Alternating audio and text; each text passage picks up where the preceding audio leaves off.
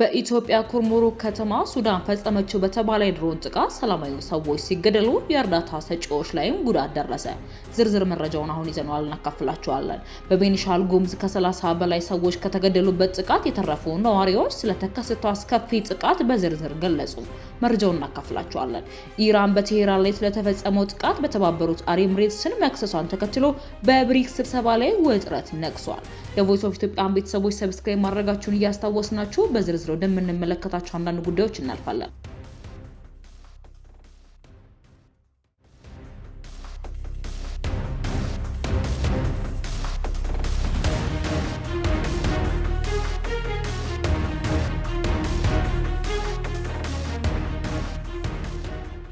በኢትዮጵያ ኩርሙሩክ ከተማ ሱዳን ፈጸመችው በተባለ ድሮን ጥቃት ሰላማዊ ሰዎች ሲገደሉ በእርዳታ ሰጪዎች ላይ ጉዳት ደርሷል። ከሱዳን ድንበር አቅራቢያ በሚገኘው በቤኒሻል ጉሙዝ ክልል አሶሳ ዞን ኩርሙሩክ ወረዳ ኩርሙሩክ ከተማ ውስጥ በተፈጸመ ድሮን ጥቃት አንድ የዓለም አቀፉ የስደተኞች ድርጅት የስራ ባልደረባን ጨምሮ ቢያንስ 8 ሰላማዊ ሰዎች መገደላቸውንና ሌሎች በርካታ ሰዎች መቁሰላቸውን ነዋሪዎችና የአካባቢው ጤና ባለስልጣናት ገልጸዋል። ነዋሪዎቹ ጥቃቱ የተፈጸመው ሚያዝያ 21 ቀን ከቀኑ 5 ሰዓት ገደማ መሆኑንና ከአሶሳ ከተማ 94 ኪሎ ሜትር ርቀት ላይ በምትገኘው የኩርሙሩክ ከተማ የሰዎች እንቅስቃሴ በሚበዛበት አካባቢ ላይ ማረፉንም ተናግረዋል። ነዋሪዎቹ እንደገለጹት ጥቃቱ በአካባቢው በሚገኘው የቡና መሰጫና የንግድ ቦታዎች ተሰብስበው በነበሩ ሰላማዊ ሰዎች ላይ ያነጣጠረ ነው። አንድ ነዋሪ እንደተናገሩት ሱዳን ሰላማዊ ሰዎችን በድሮን መታለች፣ ቢያንስ 13 እና ከዛ በላይ የሚሆኑ ሰዎች ህይወት አልፏል ብሏል። ነዋሪው አክሎም የሱዳን ጦር፣ የፈጥኖ ድጋፎች ኃይሎች፣ ተዋጊዎች እንዲሁም ድንበር አካባቢ ገብቷል ብለው በማመኑ ጥቃቱ እንደፈጸመም ገልጸዋል። ተጎጂዎች ለድንገተኛ ሕክምና ወደ ተወሰዱበት ሆራዝባ ጤና ጣቢያ የሚሰሩ ባለሙያው ከጤና ጣቢያው 7 ኪሎ ሜትር ርቀት ላይ ከደረሰው ፍንዳታ በኋላ በርካታ ተጎጂዎች ወደ ተቋሙ እንደመጡም ገልጸዋል። እንደ ጤና ጣቢያው ባለሙያ ገለጻ አንዲት የሕክምና ባለሙያ ጤና ጣቢያ እንደደረሰች ህይወቷ ያለፈ ሲሆን ሌላኛዋ ሴት ደግሞ እግሯ ተቆራርጦ ከሞት መትረፍ ችላለች ብሏል። በርካታ ተጎጂዎች በከባድ ቃጠሎ ምክንያት ለመለየት እንኳን አስቸጋሪ እንደነበረም አክለው ጠቅሰዋል።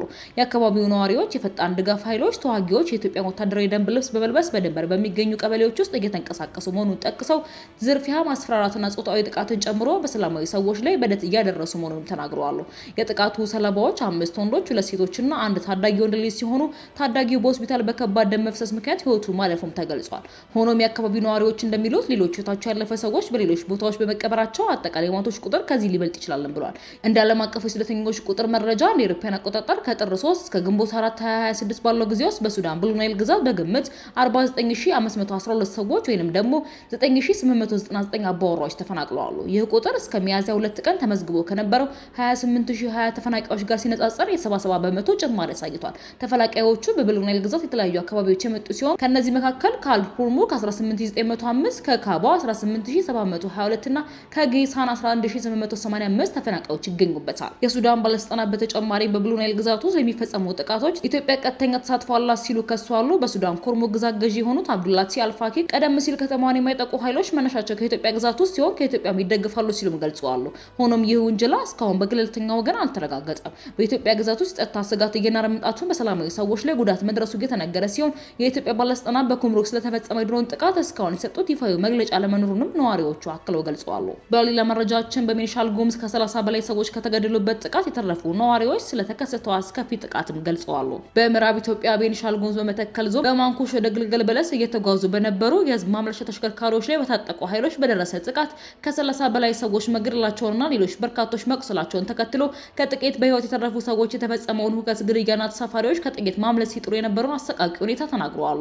ጥቃቱ የተፈጸመው ግንቦት 4 ቀን በጉባ ወረዳ በማንኩሽና በግልገል በለስ ከተሞች መካከል በሚገኘው መንገድ ላይ ሲሆን በዕለቱ የታጠቁ አማጽያን በህዝብ ተሽከርካሪዎች ላይ ተኩስ ከከፈቱ በኋላ ተሳፋሪዎችን በማስቆም ቁጥራቸው በውል ያልታወቁ ሰዎችን በቦታው ገለዋል፣ ሌሎችን ደግሞ አፍነው ወስዷል የሚሉ በርካታ ተሽከርካሪዎችን አቃጥለዋል።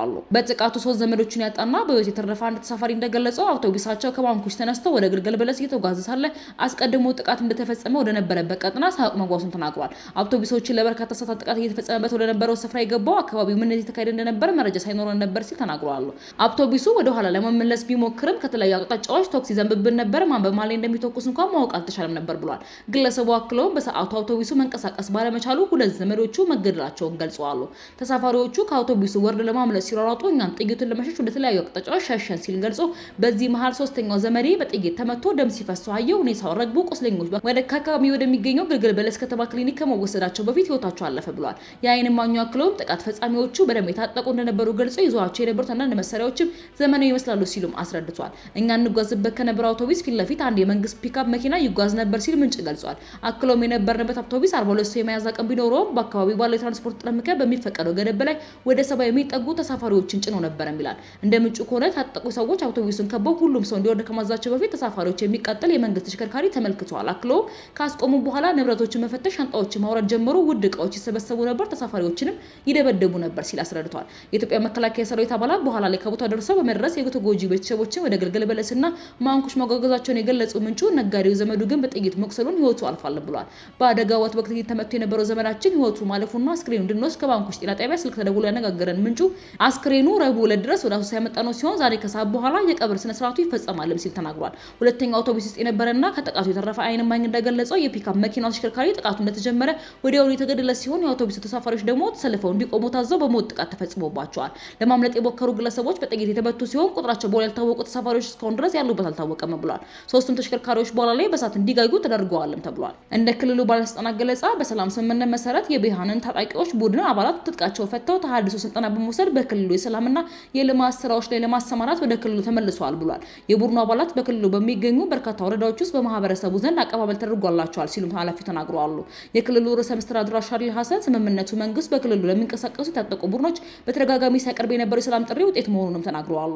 መጋቢት 2018 የክልሉ ባለስልጣናት ከእርቅ ስምምነቶቹ በኋላ የታሰሩ የጉሃዴንና የብሔንን መሪዎችን አባላት መፍታታቸውን አሳውቀዋል። ጉሃዴን ከ370 በላይ አባላቱ መፍታታቸውን የገለጸ ሲሆን ባለስልጣናቱ ደግሞ 70 የብሔንን አባላት በምህረትና በእርቅ ማዕቀፍ መለቀቃቸው ማረጋገጣቸው ታውቋል።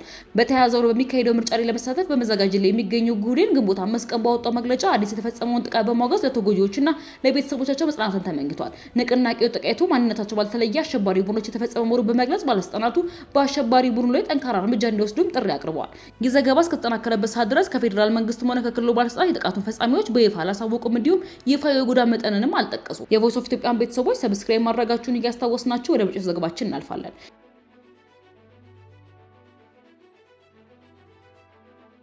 ኢራን በቴህራን ላይ የተፈጸመው ጥቃት የተባበሩት አረብ ኤሚሬትስ መክሰሷን ተከትሎ በብሪክስ ስብሰባ ላይ ውጥረት ነግሷል። በኒው ዴልሂ እየተካሄደ ባለው የብሪክስ የውጭ ጉዳይ ሚኒስትሮች ስብሰባ ላይ በኢራንና በተባበሩት አረብ ኤሚሬትስ መካከል ዲፕሎማሲያዊ ውዝግብ ተከስቷል። ውዝግቡ የተቀሰቀሰው ቴህራን የተባበሩት አረብ ኤሚሬትስ በቀጠናው እየተካሄደ ባለው ግጭት ውስጥ በኢራን ላይ በሚፈጸሙ ወታደራዊ ዘመቻዎች ላይ በቀጥታ ተሳትፋለች ስትል መክሰሷን ተከትሎም ነው። ሮይተርስ የኢራን መንግስት መገናኛ ብዙሃን ጠቅሶ እንደዘገበው የኢራን የውጭ ጉዳይ ሚኒስትር አባስ አርጋቺ ይህንን አስተያየት የሰጡበት ሐሙስ ዕለት በተካሄደው የብሪክስ ስብሰባ ላይ ነው። ይህ ውዝግብ ብራዚል፣ ህንድ፣ ቻይና፣ ደቡብ አፍሪካ፣ ኢትዮጵያ፣ ግብጽ፣ ኢራን፣ የተባበሩት አረብ ኤሚሬትስና ኢንዶኔዥያ በአባልነት በያዘው በብሪክስ ጥምረት ውስጥ እያደገ የመጣው ልዩነት አመላካች ሆኗል። አርጋቺ በብሪክስ ስብሰባ ወቅት አባል ሀገራት አሜሪካና እስራኤል የዓለም አቀፍ ህግጋትን ጥሰዋል ሲሉ የገለጹትን ድርጊት እንዲያወግዙም ጠይቀዋል። የኢራን ባለስልጣናት በኢራንና በተባበሩት አረብ ኤሚሬትስ መካከል በተፈጠረው አለመግባባት ምክንያት ስብሰባው የመጨረሻ የጋራ መግለጫ ማውጣት ላይ ያላቸውን ስጋትም ገልጸዋል። የቮይስ ኦፍ ኢትዮጵያን ቤተሰቦች ዳግም ሰብስክራይብ ማድረጋችሁን እያስታወስናችሁ በሌላ አዲስና ወቅታዊ መረጃዎች ዳግም እስክንገናኝ ድረስ በደህና ቆዩ።